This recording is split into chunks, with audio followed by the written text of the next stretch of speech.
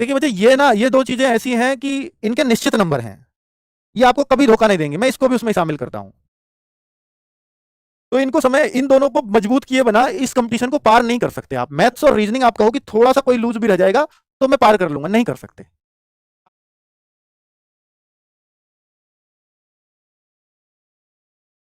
मैं एक करें काफी है। कितना समय कहां दें? देखिए मुझे ये दो चीजें ऐसी हैं कि इनके निश्चित नंबर हैं, ये आपको कभी धोखा नहीं देंगे, मैं इसको भी उसमें शामिल करता हूं। तो इनको समय इन दोनों को मजबूत किए बना इस कंपटीशन को पार नहीं कर सकते आप। मैथ्स और रीजनिंग आप कहो कि थोड़ा सा कोई लूज भी रह जाएगा तो मैं पार कर लूंगा, नहीं कर सकते। आपको ये दोनों स्ट्रांग करने पड़ेंगे और बहुत स्ट्रांग करने पड़ेंगे।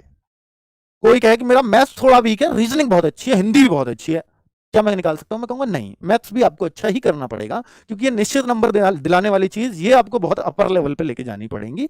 अर्थात मैं आपसे हिंदी में ये एक्सपेक्ट करता हूं कि आप इसको 35 से नीचे कभी छोड़े ही ना। 35 प्लस इसमें करने के लिए जो भी प्रयास करने पड़े वो करो। ठीक है।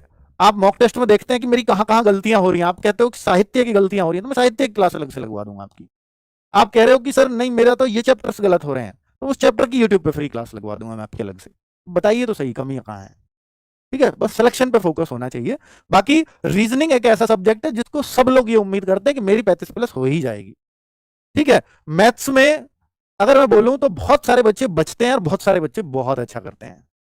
मैं उनसे कहूंगा कि जिनका मैथ्स वीक है, आप अपना समय सबसे ज्यादा, मैं तो कहूंगा अगर वीक मैथ है तो 3 आवर्स का समय सिर्फ मैथ्स को दो, अगर वीक है या उतना स्ट्रांग नहीं है तो 3 घंटे का समय आपको मैथ्स को देना चाहिए।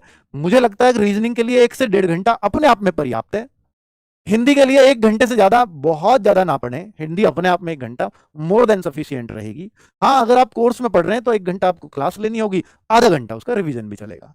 लेकिन अगर आप प्रैक्टिस फेज में एक बार पढ़ चुके हैं तो 1 घंटे से ज्यादा समय हिंदी को मत देना, बहुत है अपने आप में।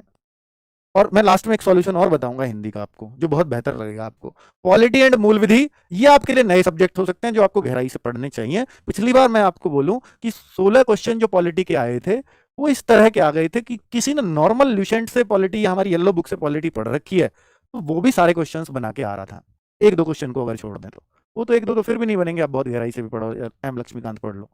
अगर नहीं बनने हैं तो वो फिर नहीं बनने हैं। तो बहुत